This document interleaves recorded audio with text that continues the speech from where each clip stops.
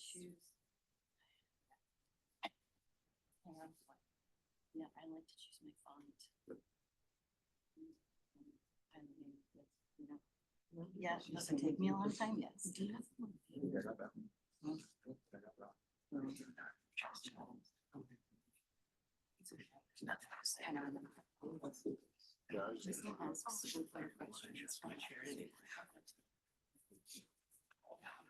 So you can ask.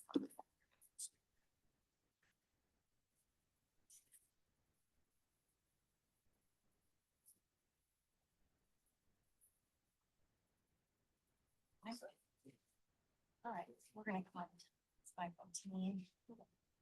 We'll say 5:15. We'll round up. All righty. Welcome, everybody. It is 5:15, and I'd like to call the January 23rd, 2025 work session of the Staunton City Council to order. I will now entertain a motion to approve the work session and regular meeting agendas. I have a motion. So moved. Do I have a second? Second. All righty. Is there any further discussion? All right, hearing none. Mr. Kesker, will you call the roll? Ms. Right Park. here. Here. Mr. Overholtz. Aye. Ms. Woods. Aye. Mr. Campbell. I apologize. Not having. Mr. Shepherd. Aye. Vice Mayor Aye. Harold. Aye. Mayor Edwards. Great. Thanks. Could you guys pass the badge? Hi, Motion carries. thank you. All righty. Our first item of business this evening is a joint budget work session with the Staunton City School Board and Staunton City Council. Madam Chair, would you like to call the Staunton City School Board's meeting to order? Yes, we'll go ahead and call our school board meetings order. That's all I need to do. All right. So we have we put together an agenda because we have a very short period of time to talk about a lot of important things.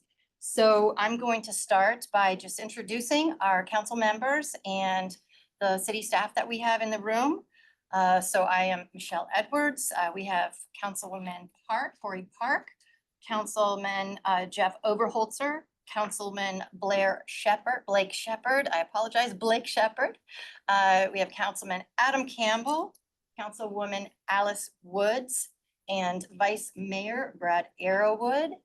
And we have our Clerk of Council, Kylie Kessaker, right over there. Josh Knight is our Communications Director. Rodney Rhodes is the Community Development Director. And we have, well, John Ben, we share as Human Resources. Amanda Kaufman is our Assistant City Manager. Leslie Beauregard, City Manager. And over there, Jesse Moyers is our shared CFO. So welcome, everybody. Kristen? Great. And for the school board part, we have Mr. Ron Ramsey, Ms. Fontella Brown Bundy, our superintendent, Dr. Garrett Smith, Dr. Michelle Kilty, and Ms. Stephanie Mason here at the table. And then I'm gonna get people's titles wrong, yeah. but Mr. Nate Collins is our Executive Director of Student Services. Okay. Mr. Hiding behind the mask, we have Brad Wagner, did I said that right, as our Finance Director. And Miss Stephanie Haskins is Assistant Superintendent of Instruction. And, you know, John Ben. And I believe that's all of the staff we have in the room this evening. Excellent. Well, welcome, everybody. We have about 25 minutes, so we'll get through this. Thank you for giving us questions to answer, to ask one another. And we will do our best to satisfy the questions that we have, knowing that we can always continue talking throughout the budget season. So I just want to say that I was very glad for the past 2 years to be the liaison from City Council to the school board. I learned a lot more than I had already known about city schools. And I love more than anything hearing about the Kindness Matters initiative and hearing during the school board meetings about when folks would be recognized for kindnesses that they had done. So it's really, I think, a nice motivational initiative. And so I congratulate you on that. And I've also enjoyed getting to know you, Chairwoman Siegel, and other members of the school board more on a personal level. And so I look forward to continuing that and having a good working collaborative relationship with everybody on school board. So thank you all very much. All right, Chairwoman thanks. Siegel. I wrote mine out because I'm not good at off the cuff speaking. So just because this is a joint budget meeting, I wanted to just start off by saying, and we do it at every budget session that we have in the past 2 years, that we're continue to be extremely happy with our revenue share agreement. It allows us to know what the city's share of the budget will be in advance, and considering how frustrating getting our state budget has been these past 2 years, it's nice to have that consistency. I wanted to reiterate what Mayor Edwards said about collaboration. I was really happy to have met with all of the new city council members during their campaign season. I look forward to continuing to build our relationships together. In that spirit of collaboration, I just wanted to ask one thing of this new city council this year. As you probably all know, public education continues to be under attack and scrutiny from all levels, state, federal. Goalposts are constantly being moved, and all staff and students are being asked to do more with less. I've heard from every city councilor in this room that they value and appreciate public education. Despite this, sometimes the message we hear is that the schools are a constant drain on resources. When speaking of the high school, we hear how much the debt service costs per year, and not about how taxes were raised in order to pay for that. And we don't always hear what a great resource it is for our community. When we talk about the Shelburne edition, we hear again how we'll have to raise taxes in order to pay for it, not about how desperate we are for a breakout space in a performing arts center. Our staff work tirelessly to improve outcomes for our students. We have made exceptional improvement in the past few years, more improvement than any other division in the state. And that improvement does not only benefit our students, but it makes Staunton an incredibly attractive place for potential new businesses and residents. And in order to continue this upward trajectory, we need to rely on our staff, and that means prioritizing their salaries over any other school budget item.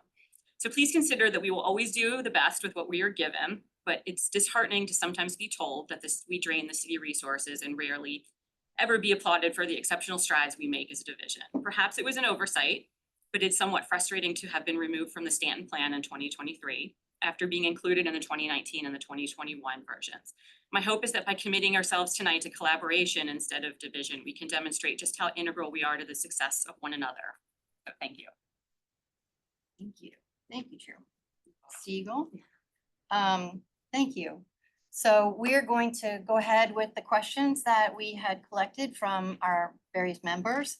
And so I had asked, I'd heard from our body about potential for shared communications. You have a large number of folks that presumably receive the newsletter, look at your social media accounts. And so there are a lot of eyeballs on your communications. And so I think, and same with the city pushing out various information. So it just seems that sharing information, dissemination would increase engagement and awareness overall in the city. And I think it would be terrific. And I have spoken to city manager about doing that. And I hope that that is, and I think, and everybody on council has thought that that would be a great initiative and a way to be more collaborative in ways that make sense. Our director of communications is not here this evening, but Mhm. did anybody have anything to say on that? Well, what do you guys want to do? I mean, Yeah. what does school board want to do? I mean, does school board agree in general? I mean, My in only, principle, is this what you all would like to see? I would like to see some greater collaboration. I think that we don't want our school stuff to get lost with just Uh-huh. constant posting of, Yeah. you know, this is happening, this is, because people aren't coming to us for library closures necessarily Mhm. and other things like that. Mhm. But I think some things that are mutually Mhm. beneficial, like Right. we did share the comprehensive plan Mhm. information the Yeah, other which is day, great. and I think things like that would make sense. Yeah. But Yeah. probably not, you know, just all the general city information that's Right. out there. And I'm imagining, because everybody has their own communications strategy, that would have to be worked out with staff, but it's giving staff direction, that is the direction that you hope to see things happen. And certainly, we would be happy to do the same, to share to share the great information that comes out of Staunton City Schools. So. And I'll just add, last night, you could tell it was a significant payoff to have the shared communications. I think we reached a lot Yeah. more people. It was a great turnout, and we even had some student age participants last night. Awesome. Yeah, so examples, right, it wouldn't be just like a, hey, let's share everything out, but right, to Yeah. create a combined collaborative strategy of what makes sense. And I think the only thing we'd have to set clear guidelines. Because there are times that we share, I can just think for an example, we shared about a bill that was Mhm. traveling through the legislation. Yeah, And I don't know how the city would feel about sharing things like that. Yeah. You know, I guess it would all depend on where we fall in your comprehensive plan and if those things. Yeah. Make right, sense to. right, I mean, right, but in principle, as a policy, what you would like to see happen, so that moving forward, that could be discussed. Sure. I'm seeing nods and Yeah. hopefully. And again, we leave that to the experts, it's not, we're just giving the direction and then leave it to the experts who know communication, know what's important. So if you guys are. So that was one idea. Okay. And this is just one meeting, we can keep talking about it. And this about cost saving measures. And I realize when we talked about this, but that most of the cost saving measures are through human resources. We share, many employees for cost saving measures, but if there were some way to save money, where a project were combined or a position were combined, just throwing it out there. Something to think about. We had given, Jeff and I had discussed the idea of if in the future we were to have solar panels, and we know that solar panels can't go on every roof. We know that some roofs are very old. Solar panels can certainly be put on parking lots or in grass. They can be put anywhere. So if that were to happen and we were to buy large numbers, say for the schools, if they were able to put them around Mhm. the high school or around the middle school, and we wanted to put them on the courthouse or around the courthouse, would that be something that we could schedule together so that you could benefit from economies of scale and get better pricing for those? I think if the city wanted to pay for solar Mhm, panels, we would mhm, gladly accept mhm, that. mhm, yeah. I mean, it would depend on our infrastructure, Right. but Yeah, anything. that, yeah, yeah, I don't think any of that is out of the question. yeah. So just ideas, because it's just, we're always thinking, and you're always thinking about budget. Mhm. So if there are ways that you can think about that saving money, that, please approach us. And if we think of things that maybe would save money with you guys, then discuss those things. And then I mentioned before the Kindness Matter initiative and the Kindness Ambassadors program and how successful that's been, and wondering what maybe new initiatives or new goals that you have for the upcoming year. Or So I did want to give Dr. Smith a chance to talk about one of the newsletters we had shared yeah, about, some of the good work that our students are doing in the community for volunteerism. awesome. And just kind of our general approach to the community when it comes to the schools. So So there's like 10 copies, so you probably have to share. Oh, that's fine. Yeah, we can But, get more copies. Thank you. So I know we have some new city council members and new school board members. And so, being an old teacher, whenever we get the opportunity, we teach. And so I just wanted to give a big overview, and then, I'll talk about some budget needs of how we operate in Staunton City Schools. And I came here 8 years ago, and I've got this research from the Wallace Foundation on central office transformation. And we've kind of modified it to fit Staunton City Schools. But I just wanted to kind of understand how we operate and kind of what our, like I said, what our theoretical framework is.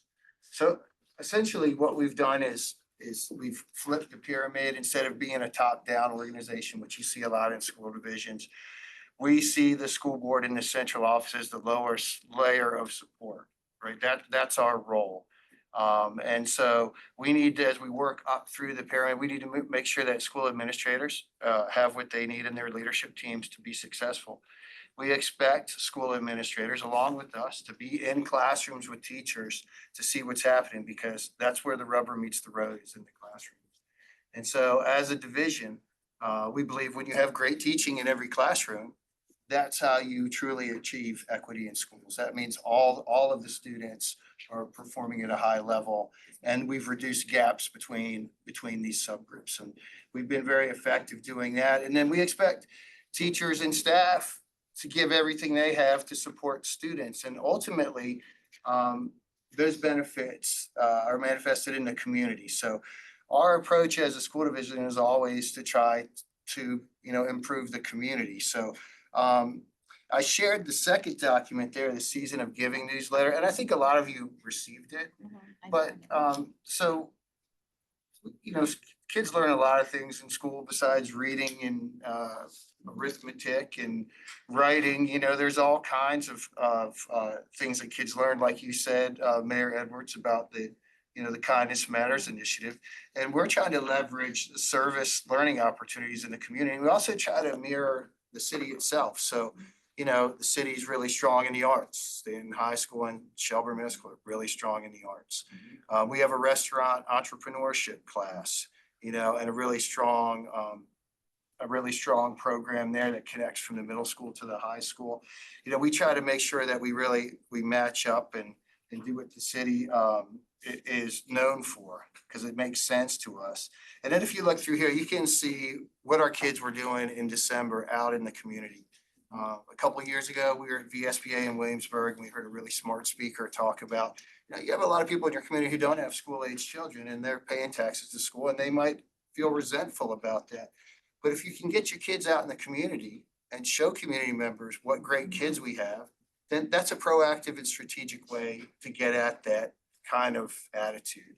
And so you can see, our kids honoring veterans, doing food drives, getting out to work with seniors and younger students, honoring first responders, a drive for UVA Hospital, hurricane relief for things that happen in other parts of the country. So I just wanted to kind of highlight that. That's kind of our philosophy. We expect that if we stick to this theoretical framework, that this is kind of what happens at the end, right? And everybody's working together for the betterment of our entire community. And I just wanted to kind of share that that's been our philosophy for 8 years. And so as we, we're working together as two new groups with new members, I just wanted to make sure I gave that big overview. So, and as far as the budget, as Dr. Siegel said, we have the revenue share in an agreement. The revenue share is in place, and it's working well for us. We really have one priority for our budget this year, and that's raises for our staff. So between what it's going to cost to do raises for staff, and then our share of the insurance premium hike, that takes up pretty much our entire revenue share agreement. So we can't give less of a raise than our neighbors, because our teachers and staff are outperforming our neighbors. They deserve at least the same amount of raise. In the governor's budget, it doesn't say it explicitly, and his budget's going to change, but there's a place in there for a 3% raise. But I got to give you guys a quick lesson on Richmond math, especially the new members, so you understand what that means. When the governor or the General Assembly says they're going to give teachers a 3% raise, what really happens is the locality, in this case, Staunton City, is going to bear the brunt of about 80% of that 3% raise. Because when they say they're giving us a 3% raise, they don't fully fund the standards of quality. So according to the state, we could run our schools, all the school divisions could run their schools with 40% of the staff that we have. That's their take. So they're gonna give us a 3% raise for 40% of our staff. Well, we can't do that, right? We gotta give 100% of our staff the 3% raise. And then there's also a local composite index, which rates the locality's ability to pay. So we're approximately at 40%. So city takes 40%, state takes 60%. So if you go back to that 40% of teachers that they say we need, they're gonna pay 60% of that 3% raise to 40% of the teachers and none to the other 60% of the teachers. So this has been going on for years. The state has never fully funded the standards of quality. The burden falls back on the localities. And it's really a big problem. We're one of only 9 states still in the country that has a staffing-based funding formula. It's very outdated instead of a student-based funding. So I just want to make sure that everybody knows that, we've got to stay competitive. There's a huge teacher shortage statewide and nationwide. And then the burden falls back, in our case, on the city. So I just want to make sure everybody understands that when the Governor General Assembly says we're giving a 3% raise, they're not even coming close to giving a 3% raise. They're giving about 20% of that raise. It sounds like something for our legislative agenda. Right? Yeah. We've talked about fully funding the standards of quality for many years. Well, that was the outcome of the JLARC report. JLARC report. Yeah. I mean, that's, And that was another idea for collaboration, was talking about different different bills that we could help support with one another. So if there are things like that we need to write letters about. I have 2 here. Yeah. So But if we we, can talk about if we, we'd love to have extra administrative support at both our middle and high school, but in order to do that, we're gonna have to repurpose or cut existing positions. We understand that. We're coming in with a level budget. And there are drivers for increased costs for all Virginia school divisions, including us. One right now, for an example, they've changed the ratio for English language learner teachers, that we need more per certain amount of students. So we're a couple teachers short there. That's an unfunded mandate. They say you have to do it and you have to figure out a way to do it. We also have students, especially more since the pandemic, entering school with more and more intensive needs. Several of these students need one-on-ones. It's a legal requirement. It's in their IEP. So those kinds of things drive costs up.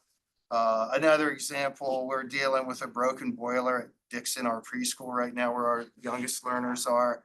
To repair that, it's a 1974, it's a beauty. It's like $900,000 for a repair there. We don't have any generators at Shelburne right now. If power goes out, we're gonna need 2 there. And then, and I know you guys have had some conversations, city council and school board members, kind of off to the side. The new housing developments also place a burden on the school division, because that's gonna need more buses, we're gonna need more bus drivers, we're gonna need more teachers, we're gonna need more learning spaces.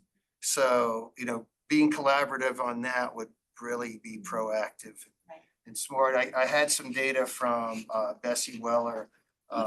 You guys have seen out on Middlebrook, new apartment complexes, new housing developments.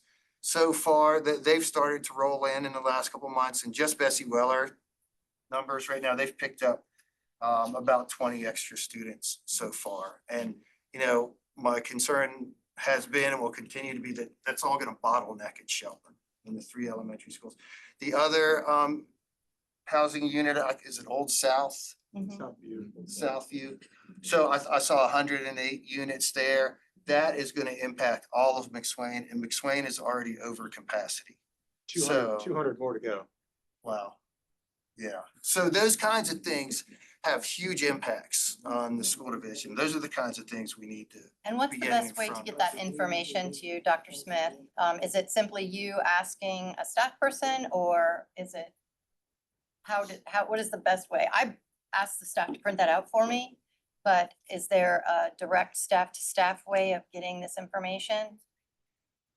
And then talking about it, and figuring out, okay, 105 new homes. what does that in reality look like for? I guess I more- would yeah, need to understand the process from start to finish better to answer your question. Like, Yeah, is yeah. city council at the front end of knowing housing developments are coming a couple years out, or does it just come to city council when it's time to vote on approving or not approving? See, I don't know how that works. right, right. Planning department. I mean, a lot of localities, when they are planning new subdivisions, right? Mhm. What's the impact Right. gonna be on the Yeah. community, right? Doesn't seem like Stanton is taking the impact on the schools into consideration when they're approving or assessing these new Okay. developments. So, Mr. Rhodes, would that be, you get that information for Dr. Smith, for the school board? Is that, I understand that this has been, would have that information of new, things being Yes, built? but we're dealing with a couple different things here. We're dealing with some master plans that Right. have been approved years ago. Mhm. So then they come to city council when they're being built in phases like Southview, Mhm. and city council approves the final plat. But it's already pretty much laid out as far as the number of units, the location. And those were approved configuration. by previous Those city are council. approved at the preliminary stage, in some cases decades ago. Now, we also have developments that are by right. Yeah, So there's certainly, I mean, it's a by right under the city zoning ordinance. So there is no review at city council level. It's administrative. Now, when we have a rezoning, that's a time when we could look at, okay, what are the impacts of this rezoning and the type of development that's being proposed? That's pretty much the, either at the master plan level or at rezoning is when we could have, dive into what would be the impacts on the school system. Well, that's getting back to, it's referred to as proffers, impact fees or monetary contributions when projects are rezoned. But residential is real touchy in Virginia. The Home Builders Association really came down hard on localities charging those fees, and almost no locality recommends. Yeah. Trying to go after that. In North Carolina, you're putting in a new development. In many cases, particularly in the Raleigh-Durham Triangle area, right? The developers are building the high schools and the middle schools and making sure the infrastructure there can support those, because they're bringing in kids. They're gonna bear the cost. Unfortunately, Virginia is a very pro-developer state. Yes, nevertheless, because we can't build schools ourselves, the city needs to build that into their plan, saying, if these things are coming in, someone's gonna have to pay for the expansion. We can't, because we don't generate revenue. It's the city, it's a cost to the city. So as far as the school's concerned, the city should be doing the math, and figuring out what the impact is gonna be potentially. thank you, Mr. Wagner. We will, not gonna solve this tonight, No, so not we're at good, but all, it's not at all, definitely not a at all. question of how to coordinate sharing of Yeah. information. And So- developers and And then- realtors should be very pleased with what the schools are doing Yeah. because, it's helping them sell houses. It's a draw for sure. Very good. And, no, we realized that this is an important, and we will continue to talk about this. Well, this would be an excellent exercise to incorporate in the comp plan update. I think it's Yeah. also, and I think it's also important to really get good information and analysis around what it means to have 100 new houses. And look at, oh, sorry, Leslie, I'm Can sorry, I say was gonna, something about that. yes, please. And we have expressed this before to Dr. Smith and Mr. Wagner, that the staff does not have the expertise to do that analysis. So just because you have 100 homes built does not mean 200 kids. We don't have that expertise. I've talked to Mr. Rose and I've talked about this. So if this is truly going to be done well, it should probably be contracted out with somebody who actually understands and knows what to ask for. Because you can look at the numbers and you don't know how to interpret it. Couldn't tell you, what it means, and just multiplication is not going to get you to that number. So we are going back to how you get the information. I mean, we can get it for you on an as-needed basis. I know there's some reports, we have an activity report that the city publishes every month that has this information in it. We can get you on that mailing list. So there's different ways we can make sure you get that information. But again, then it gets to, well, how do you analyze it and what does it really mean? And so we don't have the expertise to do that at the staff level. But we can get you the numbers. Yeah, and we did find a formula, we did find a formula that developers use that generally can predict, how many students per housing unit, but it's Right. very Probably not a- general. So, And then we Yeah. always figure, half our students are elementary students, half our students are secondary students, and we can kind of make a calculation, like K through 5 and then 6 through 12, 6 Mhm. grades each. mhm, And that can kind of help us predict Mhm. where it's gonna go. all right, that will be an ongoing discussion. Thank you. But I'm aware of the time and, we spent a lot of time on our questions. I'm sorry. So, Chairwoman Siegel. Well, I think we covered one of our questions, which was the Mhm. housing just now. Mhm. I guess with the remaining time, which Yeah. we were just wondering where we stand in our ability to complete the Shelburne construction project and any anticipated timelines for funds. Because that remains one of our Right. asks, this is Yeah. the budget development session and we don't really know where we stand with that. Well, I would have to ask, it's in your CIP. I assume it's in your CIP as part of your budget for this unfunded, year. but yes, Unfunded, mhm. Part of your budget. So it will be discussed as part of the budget process between now and whenever it is we sign the budget. But between now and when we sign the budget, we're going to be receiving a lot of information. We'll be receiving, as you know, our assessments. We'll be receiving information on what kind of grants we can get for the other unfunded projects that we have. We're going to have to make decisions about the tax level. We're going to be having to look at a lot of different priorities. And we would like to know what you would be able to put toward that project, what you have put toward that project, what do you have in your fund balance, what do you have in your undesignated, what carryover do you anticipate in your 26 budget to be able to put toward that? So we would know what we'd be looking at as we look at this, at the Shelburne addition and all of the other projects that are going to need to be funded as well during this next 4 months. So is that something Brad would answer, or do you know, Chairwoman Siegel? Brad sent me a graph today or an Excel spreadsheet today of Mhm. our carryover, but he would be able to explain it Mhm. much better than I could. So, Well, again, the only money we have in our CIP either comes from the city directly yes, or it's from our carryover. yes. Unfortunately, our carryover the last 2 years, I think it was, I don't have the date in front of me, but it was $1 million, $2 million to $2 million the last 4 or 5 years prior. Mhm, Year before last, it was $139,000. mhm, Last year was minus $500,000.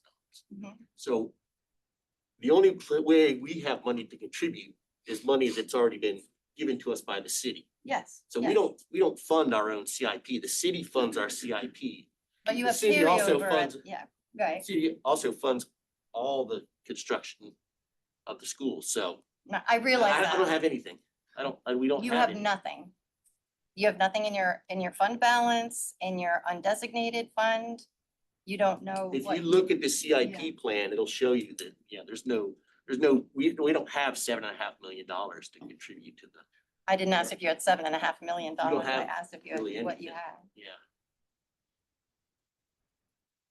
Okay. There's not enough resources in our pile to really impact.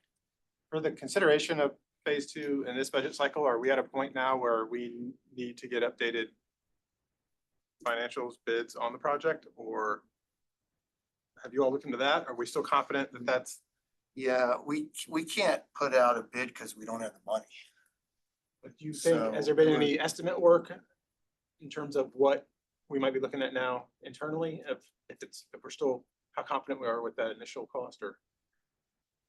I think that ship's probably sailed, they're pretty much done and they're just punch listing things now over at Shelburne. So Nielsen's pretty much underway. I mean, the elevator's still going on.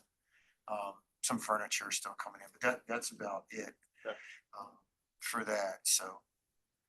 If we were to use carryover year over year, it would take several Yeah, years right. to plan, and people probably get sick of me saying this, but the education of our children and young people is an urgent business. Yeah. And, we don't have 7 or 8 years to kick it down the road or however long it would take us to get to that point, so, that's kind of where we are. And again, I think some of the returning city council members know at the beginning, 10, $11 million project, we were all in. We had the funding for all of it. But as the cost continued to skyrocket, it went more to a 14, $15 million project. We didn't have enough to do all that. So that's why we bid it in stages like that, in case we didn't have the funding and the addition got cut. So is it fair to say that in the budget process, you would use the former number for the cost of the project? That's what you're anticipating? When we were talking with Nielsen about what if we push this down the road several months, Mhm. a couple Yeah. of months, Yeah, they Mhm. said it was gonna escalate at a certain rate, and it's just guess. It's a Mhm. guess Right. based on that initial bid. right. Of course, they've lost some of the economies by having, they were already staffed up and at the site. Now that's all gone. So those costs have to be built into it. It's a new project, really. But did you get that bid? I'm sorry, go ahead. Oh, I was just gonna say, like you just said, it's basically a new project. One of the things that concern me as a citizen and now being on city council is my understanding there was only one bid. Yeah, it was Period. a I mean, single bid. There was- Yeah. Yeah, We there don't was have only any one that control replied. over It was that. put out and one Mhm. came in. Yeah. Right. Right. Nobody else wanted to buy that. Since it is a new project, would it be a better idea maybe to put it out to bid again? See if we can Since get We more. don't have any You money. can't But we bid don't it have unless you have funding. to Okay, pay for but it. can't when bid you, it. you didn't have funding when you bid it before We either, bid it did in you? phases. Yeah, so, Yeah. okay, Yeah, you don't, a bid request is an anticipation that the project will advance, That but so one, it would be right. more of a estimate update than a bid rebidding of the project. but only if it was the same And- builder, maybe? No, anyone could do a estimate review, see if it needs to be updated. Ms. Park, we don't have any control, like you don't even know, and our architect warned us, late, around that time, some projects were getting no bidders at all, so we don't have any control over how many bids come in. Mhm. You don't know, like they'll be, hovering around the building while, with an envelope and even decide if they're even gonna put it in or not. I mean, that's how scientific it is. But that, you said, Adam, estimate review?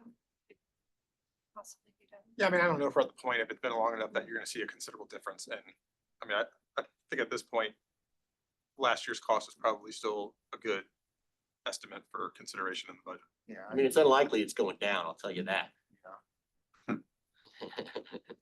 Well, I mean, to answer your question, Chairwoman Siegel, I don't know that we can give you I mean, it's impossible to give you an exact date, but I think it's also important to look into what you have, that you could kick in, because you were putting money away for the phase one, and We put in away Mhm. money, I think that the city Yeah. had dumped into our Mhm. budget over the years Yeah. based on not funding us enough for our Mhm. general Mhm. revenue stream. But, I guess I would just kick it back Yeah. that, do we ask the police department to use their money to fund their own police stations? Do we ask the firefighters to do the same? And Mhm. we're pretty much a city department in that realm. Mhm. We're not asked to, it is the city's, responsibility to build Yeah. our buildings. Yeah. So I can't, we don't want to have a ton of carryover because we want to spend it on our teachers and our students. Mhm. So I can't say that we Right. plan to fund the Shelburne project. And at the same time, we also have to look at the police department. Understand. And they need a new Yeah. police department. So that's what I was looking at. As we go through this budget process, what are the costs that could be shared if there were any carryover, if there was anything in the general fund, if there were monies that could be added, just so that we have the information. I mean, that's how you make decisions is we have priority, we set, there are millions of priorities. I guess it's always a possibility. You're talking about sharing things. Mhm. If the city had a construction project Mhm. that happening at the same time, who knows, maybe the same builder would go after it and do a joint project. And so they'd have their crews in Stanton working on, driving across town, moving from one location to another, but an overall project, there could be some, as you said, economies of scale if there was something like that. I don't know the odds of if there's a chance that the city is looking at a construction project that could somehow Yeah. overlap in that respect. And I'll say if I need to clear up any perception about this, the schools and the city departments work very well together. And there are a lot of cost saving measures that we engage in. And like we got on the city's paving contract when we worked with Parks and Recs on the tennis courts over here at Montgomery Hall Park and things like that. So and Chad Horvat in the finance department does a really nice job of making sure we're getting these contracts at the lowest cost possible. And so that's been really helpful. And we have good working relationships. You guys have heard about the firefighters for literacy, Yes. in the schools. We recently had a bus accident at Dixon with our preschoolers. I don't remember what day it was, but it was freezing cold. And the first responders did such an awesome job. Coming up here in a couple of weeks, the preschool staff and students want to do something to honor them. So we have police officers and firefighters coming. Josh is going to be there. Bruce is going to be there. We're going to pump it up. But we have good working relationships. absolutely. We work really well together, and we just for those little kids, Yeah. those are like heroes. Absolutely. They want to honor them. Absolutely. I don't know all of your It's really cool. priorities as a city council, but I think, weighting priorities in terms of what's obviously most important. And I mean, I have to say for kids, like they live in the schools. It's, that's where they are. That's where they spend their days. That's where they eat. That's where they feel safe. That's where they feel warm. That's where they're taken care of. And so I think there's, of course, the school board member, I think that deserves a lot more weight than maybe like nice to have. And I know that you all are doing a lot of nice to have, you're doing a lot of need to haves as well. But I think that kids are the need to have. So I hope that there's a weight to that priority to be considered. Thank you. Thank you for that. And I think we all agree, we all have kids or have been kids in Stanton City Schools and grandkids, and we are all part of this city and our families are all part of the schools. So it's certainly one organism that cannot be pulled apart. So we all really are one city. And I'm aware that we have about 5 minutes till our regular meeting begins. I hope this is a first of a few more, at least discussions heading through the budget season, but I appreciate very much hearing from you guys. And I hope you Likewise. got a little bit of what you came for. Madam Chair, would you like to adjourn your meeting? Sure. Before I do that, I have just some handouts that have 2 legislative priorities that are important for the schools to consider, and an article just for those people who aren't familiar, just kind of about how we got to where we are, especially with our maintenance facility. So you guys have some back information, but I'll leave those here, and then we will go ahead and conclude our school board meeting. That's all I have time to say. Thank you. Boom. Thank you. Thank you all. Have a And great thank you night. all for coming. I hope you will join us for our regular meeting. Thank you for coming. I don't know how likely it is that 1%. I know. Families supporting it. It's nice to have. It's not. No, the Senate. Yeah, they don't have a House version of it, so she would only be able to support it once it passes, the Senate, yeah.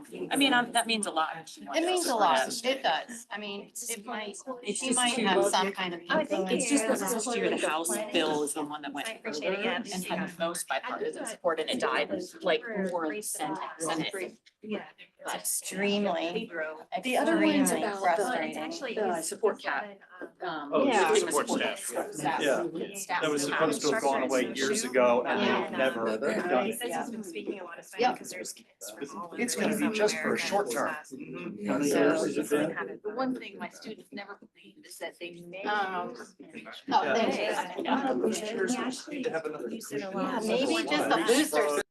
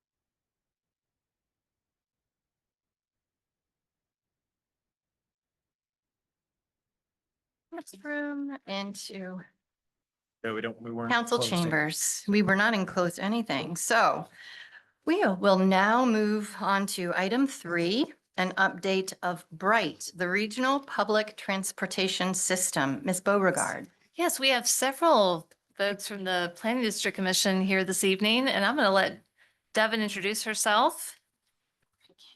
And I think it's been a while since they've been here. I can't actually think of the last time they've been here, I think so. Paula and Ann came maybe right. last. Oh, maybe it year. was, yeah. So, Yeah. but So- yes, now you get our smiling. Now you get, faces. okay, sounds great. So I am Devin Thompson. I'm the Transit Program Manager at the Central Shenandoah Planning District Commission. Hi, everybody. I am Danielle Gannon, a transit planner at the CSPDC. So today we are just going to give you a brief history and overview of public transit service in Staunton, Augusta, and Waynesboro, and give you some information on some recent changes, improvements, and developments that we've been making. Perfect. Yeah, so I won't bore you with a long history, but I think it's nice to get a little framework. So in the 1970s, public bus service here began, and the city of Staunton provided public transit for its residents. And the bus system also doubled as the bus system for the city's public schools. So this went on like this for about 20 years. And then in the 90s, it morphed into CATS, the Coordinated Area Transit System. And this was really created to provide transportation for human service providers in the area. And in the beginning, CATS really operated as on-demand, door-to-door service for clients of these human service organizations. But it became, more complex and popular, and it did turn into a fixed route system. And after another really 20 years, in 2010, the census designated the Staunton, Augusta, Waynesboro area as an official urbanized area, and thus the Staunton, Augusta, Waynesboro Metropolitan Planning Organization, the SAW MPO, was created. And this new designation triggered a change in how federal funds flow to the region. In urbanized areas, only public entities are eligible to receive funds. In VRT, Virginia Regional Transit was operating CATS at the time, so they were no longer eligible to receive those. So since the transit system is regional in nature, the 3 localities look to the CSPDC, a regional body, to take on the role of administering the funds and planning and managing the transit service. So the CSPDC is now solely responsible for making application for both federal and state transit grant funds. We are responsible for contracting with a transit provider for delivery of the service and meeting all state and federal requirements related to transit service. Another big step with Bright was in 2016 when the system went through a branding process to come up with a name and logo to identify the system as one cohesive system that was easily recognizable. Thus the creation of Bright, the Blue Ridge Intercity Transit Express. In terms of service, we are a small urban and rural system that serves 2 cities with connections in between the 2 and service to the community college. There are 7 fixed routes that operate daily with some evening and some weekend service. The fixed routes include the Staunton West-North Loops, Staunton Downtown Trolley and Saturday Night Trolley, the 250 Connector, Waynesboro Circulator, BRCC Shuttles, and the Stewart's Draft Link. We also have 3 ADA complimentary paratransit buses with paratransit service and deviated fixed route service within a 3/4 mile radius of any of the Bright fixed routes. And these services are designated for individuals with disabilities as defined by the ADA who cannot otherwise access Bright's fixed route bus service. To use this service, individuals apply for certification through an application process, and once certified, they can reserve their trips the day before and up to 2 weeks in advance by calling customer service. We also have the Afton Express. It's the commuter route. It's a transit service that's the result of several prior community transportation plans and studies that indicated a need for transit connection crossing Afton Mountain. Through a demonstration grant in 2021, the service was able to start up and provide connections between Staunton, Fishersville, and Waynesboro, and Charlottesville and Albemarle. The service has 4 morning and 5 evening runs and operates Monday through Friday, with the first bus departing at 5 a.m. and the last bus returning at 8:50 p.m. And this service has been really successful. Riders are very grateful for it. Regular fares are $3 each way, with 10 ride fare cards for $25. So yes, while Danielle outlined all of our fixed routes, I decided I'd give you a little bit more detail on some of the Staunton routes that circulate in and around Staunton. So the city is served by the West North Loops, as well as the Downtown Trolley and Saturday Night Trolley.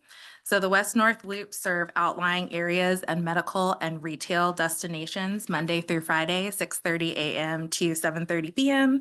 and Saturdays, 7:30 to 5:30. The Downtown Trolley serves the downtown historic destinations Monday through Friday, 10 a.m. to 9 p.m. And our winter hours conclude at 6 p.m.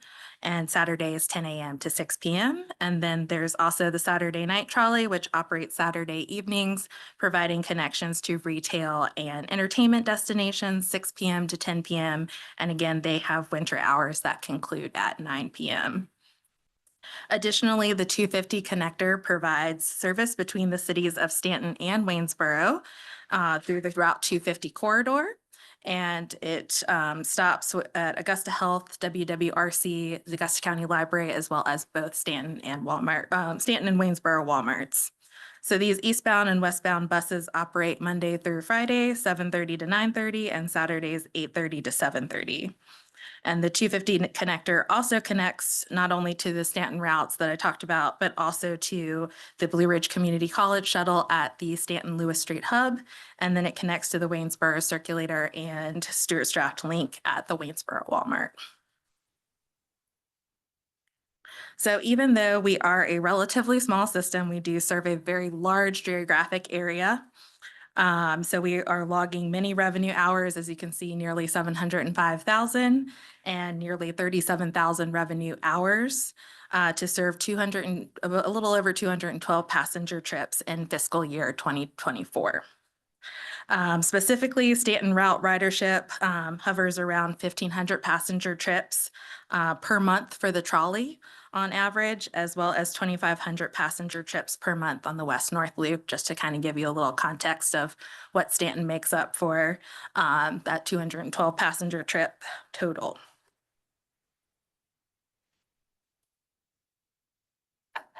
And so, like I said, I wanted to go over some recent changes that we have gone through to help better serve the community and our riders. For the Staunton West and North Loops, we worked really closely with the city to help change this route a little bit to incorporate a call stop at Middlebrook Avenue and Moore Street, which is the Middlebrook Chase Apartments. And so while we made that adjustment, we figured it would be a good time to also reevaluate the hours of operating that route. It was starting a little bit later than some of the other routes, so we bumped up the hours by 2 hours in the morning to be able to facilitate some more connections, especially with the 250 connector, so folks could get to employment on time. And then for our paratransit service, we've been planning for weekend service for a while now, but we felt it was more important to meet current need that we have during the weekday to meet this exceeding demand for the service, we have increased our weekday hours by 4 hours with a third bus that operates during peak reservation times. Additionally, we welcomed back Valley Community Services Board as a funding partner for Bright and implemented a stop at their facility at Singers Lane and Staunton 3 times per day, which coordinates with some of their programming. So we stopped there at 8 a.m., 12 p.m., and 5 p.m. And then for Afton Express, we had a few stops relocate for the service. So previously the stop at the Staunton Mall switched over to the Staunton Crossing Park and Ride Lot, which was a major improvement, and it's a very nice location. And then also we switched over from the Bright Transit facility in Fishersville Park and Ride over to Augusta Health because they had a need of some of their employees living in Charlottesville and working in Staunton, so doing the reverse commute of Afton Express. which is possible. And I always applaud those who can work the math on getting back the way it was not originally going. And then lastly, we have had some infrastructure improvements. The Lewis Street Hub, I know a few of you were able to make it to the ribbon cutting that we had back in the fall. So this $1.6 million project was funded by a competitively awarded Federal Transit Administration grant, the bus and bus facilities, with supporting funds from the state, Virginia Department of Rail and Public Transportation, with a small local match to match those funds. And so the rehabilitation included a dedicated bus lane and parking area, ADA curb ramps, sidewalks, and crosswalks, some safety lighting, a seating wall that also serves as a retaining wall, some additional bike racks, and our existing shelters were repurposed, but we have room to grow, and some beautiful landscaping. And then technology-wise, we did get a technology upgrade to the mobile data collection system that we have implemented with Passio. And this technology includes real-time GPS for the buses, which can be later used to contract with a third-party contractor for a Where's My Bus app. So folks don't have to call into the customer service number. They can just pull up their phone and make sure the bus is on time, or if it's running late. And it also includes mobile data terminals for the drivers to electronically input passenger boarding. So originally they were using paper and pen. So we've come to the 21st century and they can just hit their little mobile data terminal, and that makes reporting on both Virginia Regional Transit and CSPDC side a lot more seamless as well.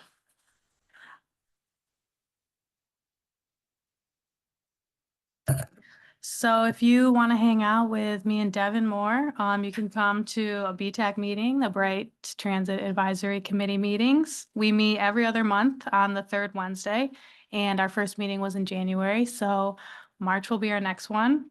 We also give regular updates to the SAW MPO at their monthly meetings, both the Policy Board and the Technical Advisory Committee meetings.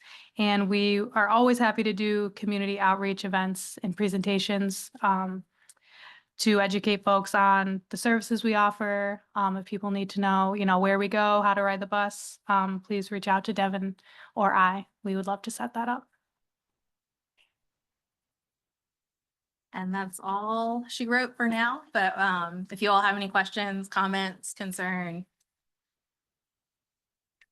So is there any reason why there isn't any kind of map or schedule at the Lewis Street Hub? Oh, you mean like having like a Physical. a physical? Printed. We have been looking into that. I know one of our to-do wish lists, once we get a little bit more time on our hands, is to have some little QR codes printed at the shelter so folks can just scan them in, because since schedules change pretty frequently, like we're doing about an annual update, revisions and anything. So it will be a lot easier if there's a QR code. So if anything changes, we're always updating the website. So you get the mobile app, the source of information about routes and schedules is your website. Yes, yeah, correct. How could I get some more printed copies of these? Oh, yeah, just everyone down here has my information, so you can just let them know you want some, and Danielle and I can box some brochures up for you and deliver them. Any other questions from members of council? Yes. Did I hear you mention that there were 3 specific paratransit vehicles? Correct, yes. There are 2. There's one that circulates around Staunton in the urbanized area, one that circulates around Waynesboro, and then I believe that third bus will circulate wherever relief is really needed between those 2. I believe Staunton has a little bit more demand than Waynesboro, so I believe it typically stays around Staunton. Is that sufficient to keep up with the demand? The demand is increasing, and we found out that it's not just Staunton, Augusta, Waynesboro that's feeling this pressure. Our peers in Harrisonburg have also seen a major increase in their paratransit use. So for our budget purposes for next year, we are looking to increase those hours a little bit more to help keep up, since we do have an agent. I just want to say thank you for adding Middlebrook Trace so quickly to it. There was a specific standing request on that one. You guys moved very quickly. Yeah, we appreciate working with Rodney and Amanda and everyone who helped make that possible. So, yes. One more question, and unless anyone else has one. I wonder if this is in the works. If I did not know where I was going and how I knew where I was going, but I didn't know how to get there. If there were on the app a way to say, I am at the hub, I'm trying to get to some location, and then it will plan it out for me and tell me exactly where to get off, get on, get off, get on. Yeah, there is a trip planner associated with the website. So on the website, there is a trip planner that's Excellent. through Google and the transit feed that they have. So all of our transit routes are loaded into Google, and then it picks up on that and will do that. But if you are not technically savvy, I always tell people to call the dispatcher because they Okay. know the system forward and backward. Uh-huh. So they are very good about taking calls and saying, Right. I'm here, I want to get there, and they Yeah, will right. So plan it all out. So if you're saying the Bright system, if I were just on Google Maps and I wanted to see how do I get from here to here? And I click transit, it would include Bright buses on it as it So is. we have the trip planner linked to the website. Link to the, but But not, I think when you do put in for like general directions, like the little transit yeah. guy, it should pop up through there, but I've never tested it out. Yeah, But I'm I gonna play believe with that so. one. It Yeah, does, that it was- does. I just Okay. tested it. Is it, okay, that's great. Yeah, that's, it's not to have us on that. All righty. Well, thank you so much for being here. Well, I think thank we'll you be in all. touch with you. Everybody has more follow-up questions. Have a good evening. Awesome. Yeah. Stay thank if you would like. Yes. For a close meeting. Yeah. Oh, yeah, stay for our closed meeting. Madam Mayor, Vice Mayor Arrowood. I have a motion to make. Should I just go after the pause? Is there a motion? Okay, I move to enter a closed meeting for discussion or consideration of the acquisition of real property located on Churchville Avenue for a public purpose, where discussion in an open meeting would adversely affect the bargaining position or negotiating strategy of the public body pursuant to Virginia Code 2.2-3711A3, and for consultation with legal counsel from the city attorney for legal advice related to eminent domain for the acquisition of right-of-way pursuant to Virginia Code 2.2-3711A8. Thank you, Council, Vice Mayor Arrowood has made a motion. Is there a second? I second. Is there any further discussion by members of council? Mr. Kesker, will you please call the roll? Mr. Shepherd. Aye. Ms. Park. Aye. Mr. Overholzer. Aye. Mr. Campbell. Aye. Ms. Woods. Aye. Vice Mayor Arrowood. Aye. Mayor Edwards. Aye.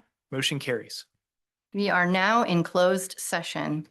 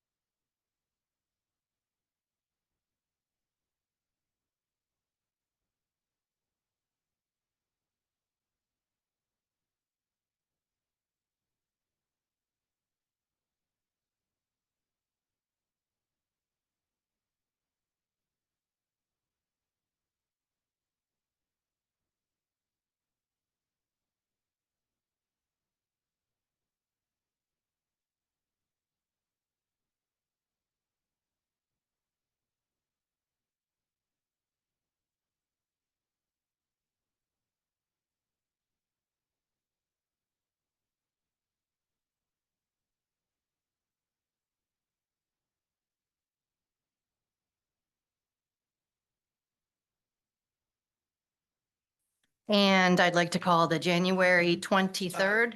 We gotta come out close. Oh my God, I'm so sorry. Yes. I will now entertain a motion to reconvene in an open meeting. Mayor Edwards, I move that council, I move that council reconvene in an open meeting and certify to the best of each member's knowledge that only lawfully exempted public business matters were discussed and that only public business matters as identified in the closed meeting motion were heard, discussed, or considered in the meeting. Counselor Woods has made a motion. Is there a second? Second? Is there any further discussion by members of council? Mr. Kesker, will you call the roll? Mr. Overholzer, Aye. Ms. Woods, Aye. Mr. Shepherd, Aye. Mr. Campbell, Aye. Ms. Park, Aye. Vice Mayor Arrowood. Aye. Mayor Edwards. Aye. Motion carries. Thank you. It is now 7:02, and I'd like to call the January 25th meeting of the Staunton City Council to order. Please stand and join me for the Pledge of Allegiance. I pledge allegiance to the flag of the United States of America and to the republic for which it stands, one nation, under God, indivisible, with liberty and justice for all. Please be seated.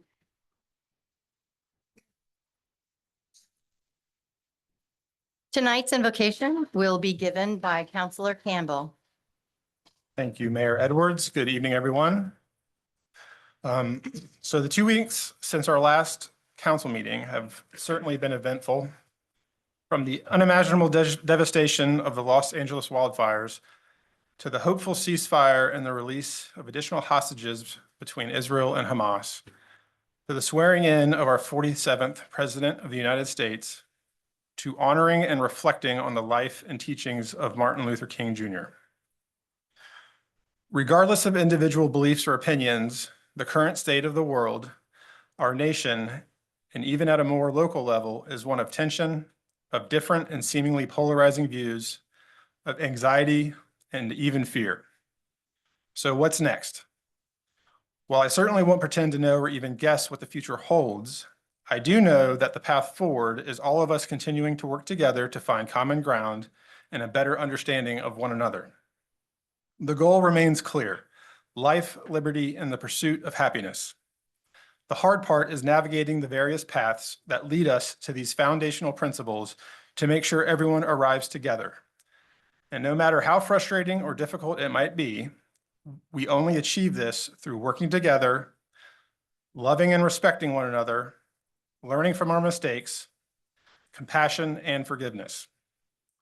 With these themes prevalent throughout the teachings of Martin Luther King Jr., I would like to close by sharing a quote from his 1962 speech at Cornell College in Iowa. Yes, Iowa, not the Cornell in New York. People fail to get along because they fear each other. They fear each other because they don't know each other. They don't know each other because they have not communicated with each other. Thank you. Thank you very much, Counselor Campbell. That's very nice. So tonight's mayor report, I wanted to let you know I attended the Staunton Augusta Rescue Squad banquet a week ago, and it was wonderful. I learned a lot. I learned about the scores of Stantonians and members of Augusta County community who have given sometimes decades of their lives to supporting the rescue squad and participating in the life-saving service that they offer. I also learned more about how they work hand in hand with the fire department and also with the EMS. And we have Mr. Lincoln's here. And so I just learned more about how different agencies collaborate in our city. I also attended the school board meeting on the 13th. And as usual, they recognized a couple of their staff. And I wanted to announce that the school division teacher of the year is Karen Grady. So if you know her, congratulate her. And the support person of the year is Debbie Bird. And during the school board meeting, they are going through their budget process just as we are. So listened to their process, and we just finished our first joint budget session with the school board. And finally, on Monday night, the 20th, the city council attended the annual Martin Luther King celebration at Central United Methodist Church, and we gave a proclamation in honor of Dr. King's birthday. And I'm sure that other members of council will share their impressions of that evening. But it's a wonderful night. It's hosted in the church, but it's really the Mary Baldwin University community that organizes it. And if you haven't been before, I think it's a great opportunity. Other members of council? Anything to share? Well, last night was the first public meeting for the review of the comprehensive plan. Very well attended. I planned on just dropping in at the beginning, but stayed the whole time just because it was so packed and people were so involved in it. And there's going to be a few more if you missed it. But yeah, that was just great to see so many people involved in it. I'll just add on that note, I just want to say thanks to all of our staff, but especially Rodney and Josh for all their hard work to make last night a successful event. Thanks. Any other members of council? And the schools for hosting the event. It was nice synergy and made for increased participation. It was a great event. All right. Well, with no more contributions from city council, we will move on to item A, the consent agenda. Per procedure memorandum number 14, it is the policy of city council to have routine, non-controversial items placed on a consent agenda.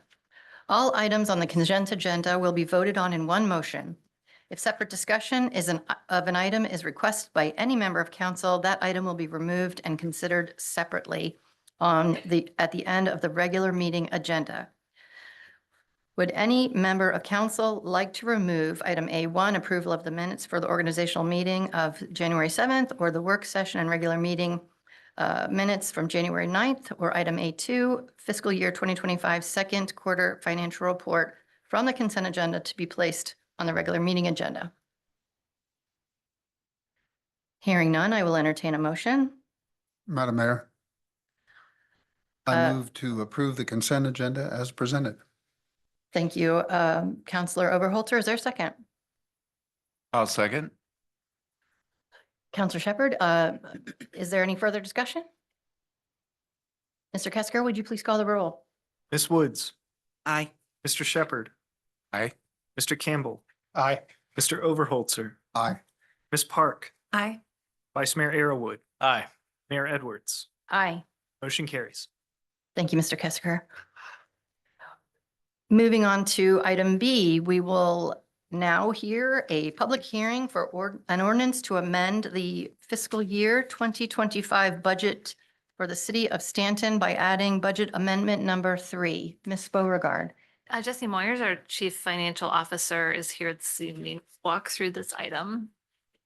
Thank you. Good evening, Ms. Moyers. Good evening. So if you want to follow along, I'm going to start on page 57 of the agenda. This is our third budget amendment of FY '25.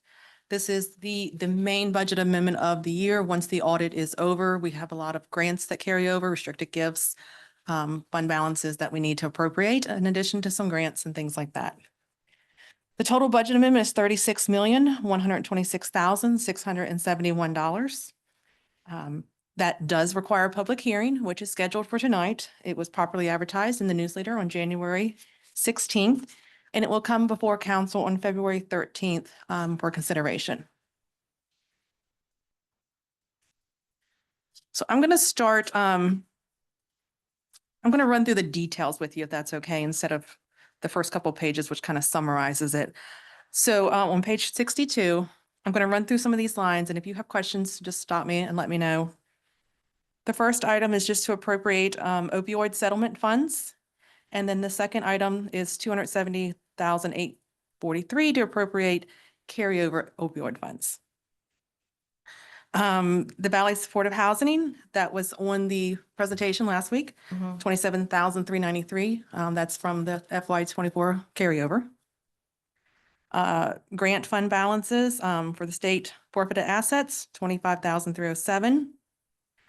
Circuit Court grant funds, $25,511. We have 3 smaller insurance recoveries there. The police department forfeited assets, 82,647. Additional 599 funds of almost 99,000. U.S. Marshals grant, 2,250. The U.S. Marshals forfeited assets, 21,250. Another insurance recovery. A DMV grant for 12,000. Recovered cost for 15,524 for a grant. Fire programs, grant fund balance, 123,950. Additional fire program funds for this current fiscal year, 43,967. The next number, is both related to the VDOT reimbursable funds. The first one for almost 2.5 million is our carryover, and the 1.3 is additional revenue in the FY25 budget. Parks and Rec, they have donated funds that are carrying over of $1,000. Booker T. Washington Facility Kitchen Funds, that's a restricted gift that carries over until it's spent, $2,876. And horticulture, $700 grant there. There was $6,000 donated for bicycle stations, so we have to appropriate that. And then the next one is the one that we talked about at the meeting. We talked about it in December and then again at the last meeting to appropriate the carryover for the city. So the whole 5.4 million is going to the city CIP. And once we get to the city CIP fund section, I'll show you how that's being broken down between the capital plan and the undesignated.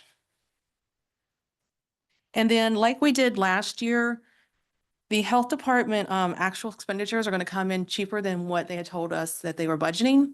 So we're going to take that 64,339 that we won't be spending there and move it to the CIP because they have a roof replacement coming up.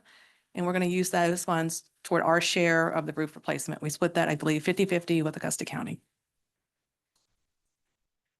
So on page 66 of the agenda packet, the almost $9 million from the general fund to the CIP fund, that is us funding our FY25 CIP that we discussed last week. Below that is the 2.4 million that we decided to put into undesignated until we know what the area of greatest need is at this moment. And that will sit there and it needs council approval to move to another project. We're appropriating $650,000 of interest income to the Parks and Rec Public Use Facilities Fund. And these two were talked about in the carryover discussion. $50,000 for the wharf tree replacement and $45,000 for the insurance corridor overlay that carried forward from last year. And then that's the $64,000 that you're seeing again that was transferred from the general fund into the CIP fund for the health department roof. We have a grant to appropriate of $7,500 on the next page. Blue Ridge Court Services, grant appropriation, $42,488. The next one is a reduction in their grant for that to adjust the recovery grant of $11,995. And then I believe they were awarded another position for the therapeutic docket. That's the $77,262. The water fund, the $9 million is the appropriation of the grant that we received for the crossing for the new water tower and the water infrastructure. The grant didn't cover the whole thing, but we do have bond proceeds left over from Gardner Springs since we got a grant for that after we took out the debt.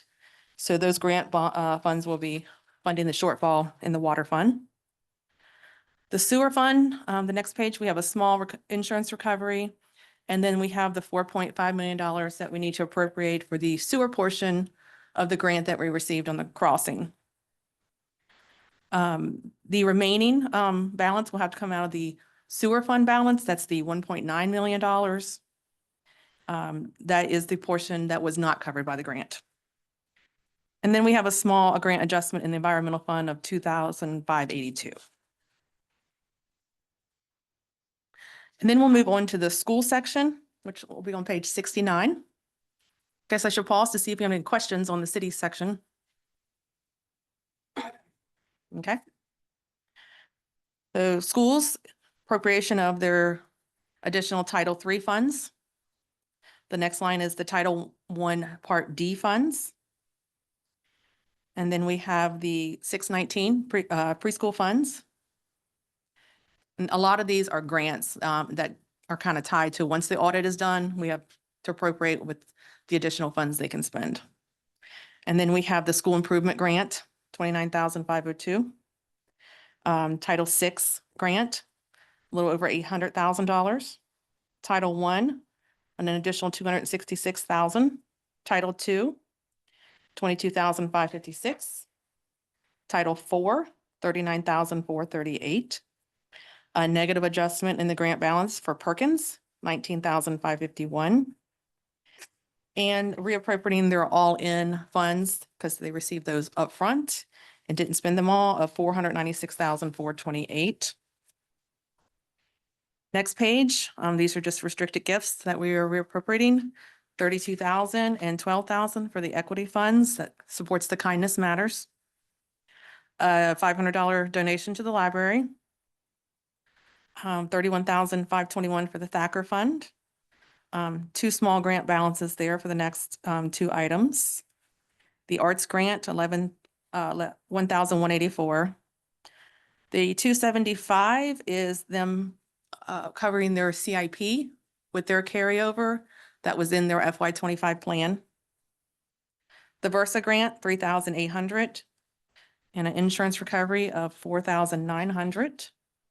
And then we move on to the SOP funds, an adjustment to their T1D funds, 28,000. And then the school CIP funds, we have adjustments to the school security equipment grant, which is basically their match funds, negative 45,977. A few small grant balance adjustments there for the school security equipment for 23 and 21. Adjusting the ESSER 3 balances because they are done spending those, and we need to remove those balances from the CIP. Funding an overspent CIP account on the next line. And then the 192,000, they are appropriating their interest that they earned on their CIP funds to their undesignated account. Another small adjustment of $790. The $100,000 on the next page is the contribution from the city to their building maintenance fund in their CIP. So that's that money coming into their CIP. The 275 that was transferred from their education fund is now coming into their CIP fund, and that is how they're allocating it. Funding the Shelburne roof repair they just recently did for 47,650 out of their undesignated. And then we had to fund Staunton High School fence work that was not covered by their security equipment grant from their undesignated.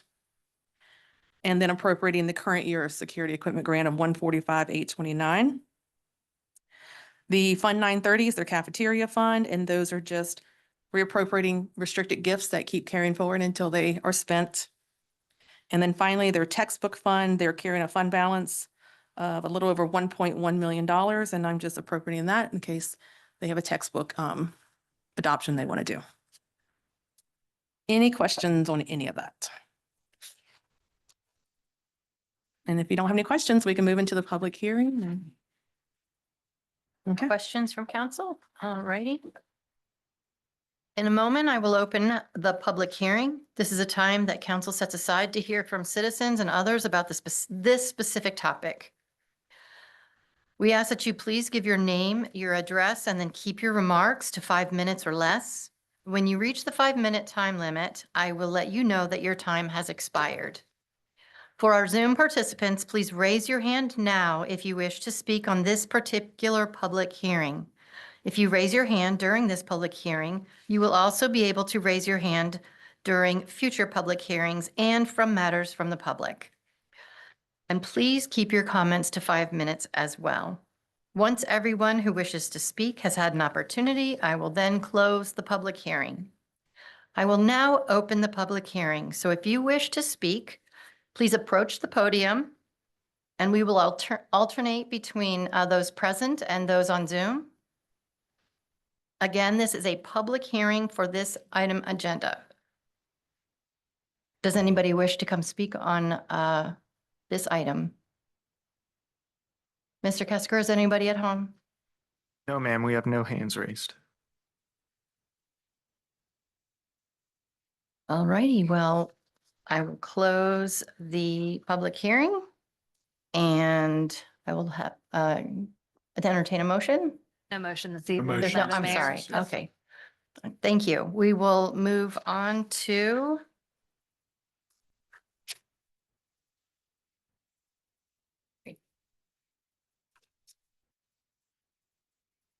we'll move on to item D. Item D is a consideration of resolution clarifying the portion of Madam Mayor, it's item C. I apologize. Sorry. Now moving on item C. That's me. No kidding. Consideration of a resolution clarifying the portion of transient occupancy tax dedicated for tourism, promotion, and marketing. Ms. Beauregard. No.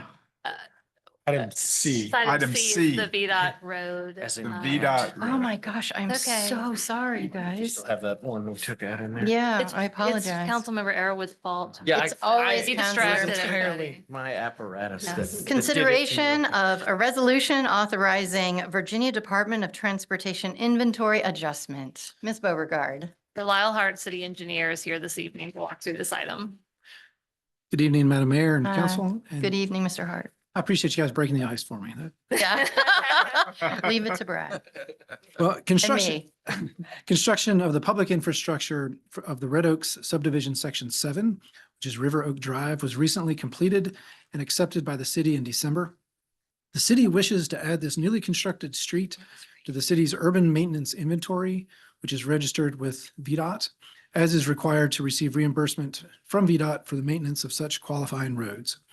To accomplish this, City Council needs to adopt the attached resolution.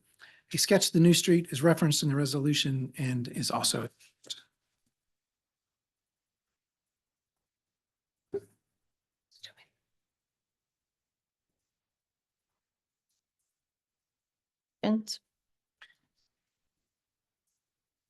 Questions for Mr. Hart?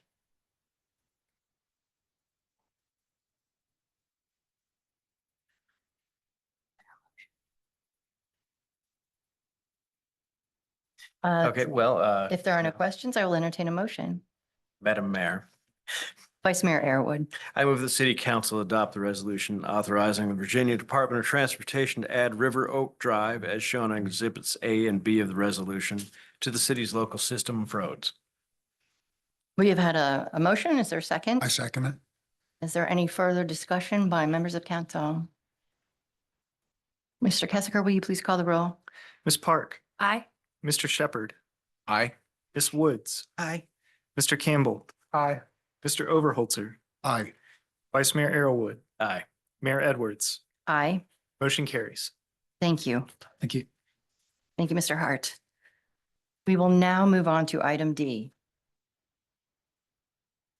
The consideration of resolution clarifying the portion of transient occupancy tax dedicated for tourism promotion and marketing. Ms. Beauregard. Amanda Kaufman will walk through this item this evening. Good Hello, evening, Ms. good evening. Kaufman. So this is a cleanup resolution. This item is meant to clarify the allocation of the transient occupancy tax. The city of Staunton's transient occupancy tax rate is currently 6.7% of an overnight room rental in Staunton. Approximately 1.3 million was generated in this tax last year.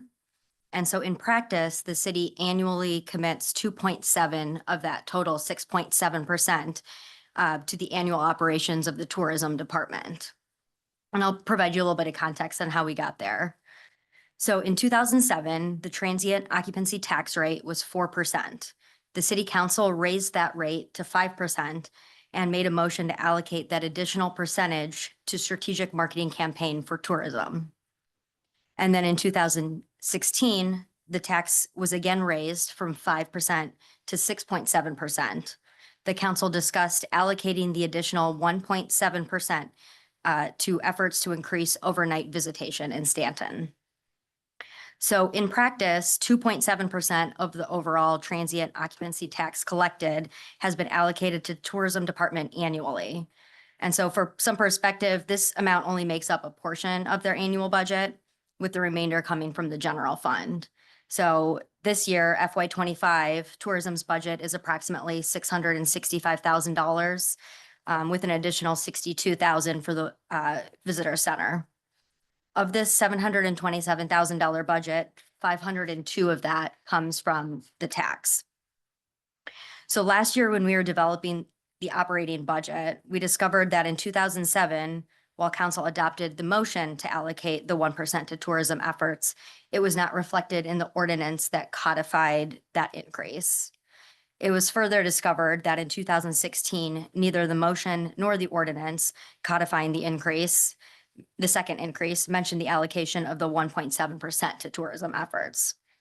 So we are asking for consideration tonight to clarify that allocation amount for that 2.7% to be dedicated to tourism efforts, which is what has been done in practice over the years. So essentially, Ms. Kaufman, this has been practice. It just needs to be cleaned up in the code. Correct. Do we have any questions from members of council? And the 2.7% dedicated for tourism, how much does that yield in tax revenue? So this year it's 502,000. 1.3 million was collected as a whole last year. And so that remaining 4% goes to the general fund. Correct. That's been the practice. There are no other questions. I will entertain a motion.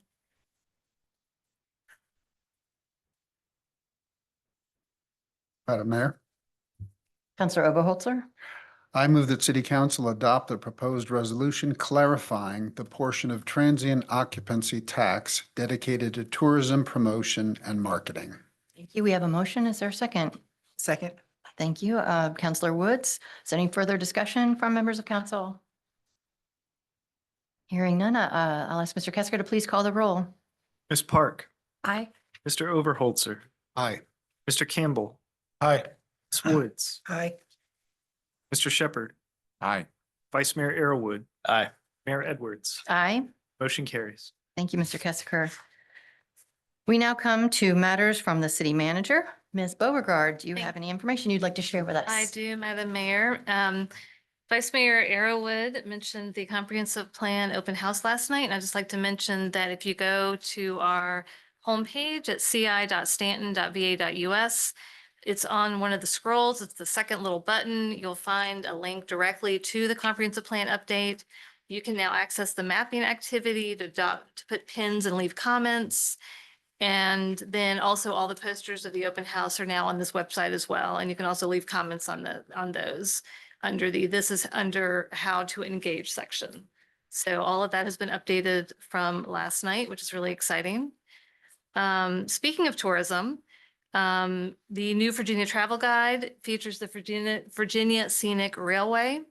That will be celebrated in Richmond on January 27th during Virginia's Restaurant, Lodging, and Tourism Association's legislative event. Steve Powell, the president of Buckingham Branch, will be joined by Samantha Johnson, our tourism director, and will both be on hand for that ceremony. And then Staunton will also host around 40 directors for a Main Street meeting, Rotary Conference, and Virginia's Tourism Marketing Communications and Research Retreat. So that's all happening in the city of Staunton. Yes, we saw them.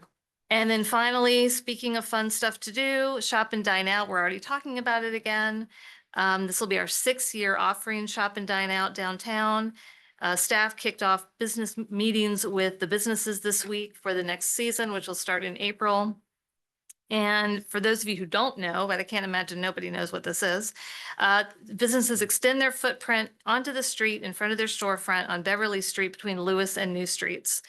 The streets close on Friday evenings at 5 and reopen early Monday morning. The first weekend for 2025 will begin on April 4th, with the last weekend wrapping up on Sunday, April 26th. This is a huge undertaking for city staff, especially public works and police, and we appreciate all they do to make this a successful and very popular event. And that's all I have this evening. Thank you, Ms. Beauregard. We will move on to matters from the public. This part of the City Council's agenda is entitled Matters from the Public. It is a time that council sets aside to hear from citizens and others about a wide variety of subjects. A copy of the Stanton City Council's Matters from the Public Rules are available in paper form at the clerk's desk and online on the City of Stanton's website. You are asked to familiarize yourself with those rules before commenting. Please come to the podium or begin your call, identify yourself, your name and address. Complete your remarks within 5 minutes, please. As a reminder, this is a time for council to listen, and if you would like an answer to a question or a follow-up to your comment, please speak with the city manager, Leslie Beauregard, after the meeting. For anyone who'd like to speak at matters from the public, please come to the podium. Mr. Kessiker, is there anybody calling from home? We have no hands raised. Goodness.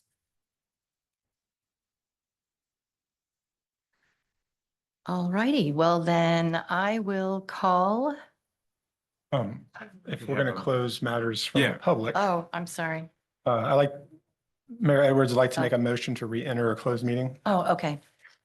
I move to re-enter a closed meeting for consultation with legal counsel from the city attorney for legal advice related to eminent domain for the acquisition of right-of-way pursuant to Virginia Code 2.2-3711A8. Thank you, Counselor Campbell. Yes, is there a second? I'll second. Thank you, Counselor Woods. Any further discussion from members of council?